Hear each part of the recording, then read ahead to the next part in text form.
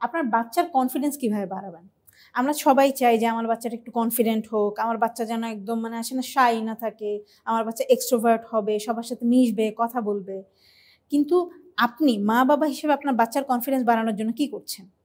আপনি তাকে কোনো ভুল করতে দেন না। কারণ আপনি ভাবেন যে থাক ভুল করলে ও হচ্ছে মন খারাপ করবে বা হচ্ছে হতাশ হয়ে যাবে বা কান্নাকাটি করবে। থাক, আমি ওকে ওর সব কাজ আমিই করে দেই। ও হয়তোবা একটা জামা কাপড় পরছে, হয়তোবা আমার এখন বাইরে বেরোতে হবে, তাড়াহুড়া করে আমি থাক, থাক তোমার পড়তে হবে না, আমিই পড়াই দিচ্ছি। বলে আমি হয়তোবা ওর জামাটা তাড়াতাড়ি পরাই দিলাম। বা হয়তোবা একটা কাজ, জাস্ট সিম্পল কাজ হতে পারে যে সে হয়তো আপনি রান্না করছেন, সে আপনার পাশে এসে দাঁড়ালো যে, "আম্মু, আম্মু আমিও কিছু করতে চাই।" আপনি তাকে হয়তোবা কিছুই করতে দিলেন না। আপনি বললেন, "ধুর! তুই কি পারবি? তুই হচ্ছে গিয়ে খেলা কর।" হয়তো এতটা রুডলি বলেন না, বাট কোথাও না কোথাও মেসেজটা এরকমই থাকে।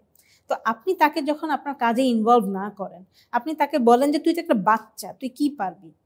সবসময় একটা মানে সার্টেন এজ এর পরেও যখন আপনি জিনিসটা কন্টিনিউ করেন, একটা বাচ্চা তাহলে একটা জিনিস শিখবে কোথা থেকে?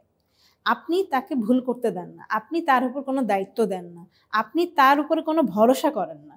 এটাই সে ফিল করে। সো তার কনফিডেন্সটা কোন জায়গা থেকে আসবে? সো আপনি যেটা করবেন সেটা হচ্ছে ছোটখাটো কিছু ডিসিশন তাকে নিতে দেন। সে কোন জামাটা পরবে? হয়তোবা অপশন আপনিই দিলেন। ৩ টা জামা আপনি দিলেন যে, "এই ৩ টার মধ্যে কোনটা তুমি পরবা?"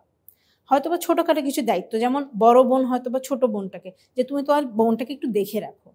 বা হতে পারে যে বাসার কোনো ছোটখাটো কাজ যেমন, "এই রুমটা তুমি একটু ক্লিন করো।" বাহ! তুমি তো ভালো কাজ করেছো।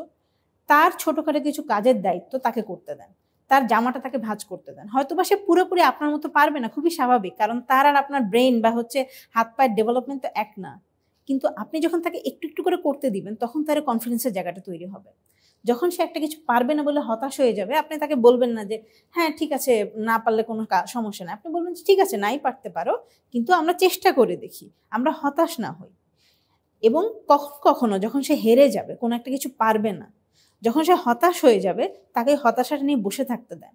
আপনি তাকে বলবেন না যে, "না, না তুমি বেস্ট, তুমি পৃথিবীতে বেস্ট, তুমি হচ্ছে সব পারো।" না, কখনো, কখনো হয়তো সে কিছু জিনিস আসলেও পারবে না। কখনো, কখনো সে আসলেও ফেইলিয়ার হবে। আমরা বাচ্চাকে আসলে হারতে শিখাই না।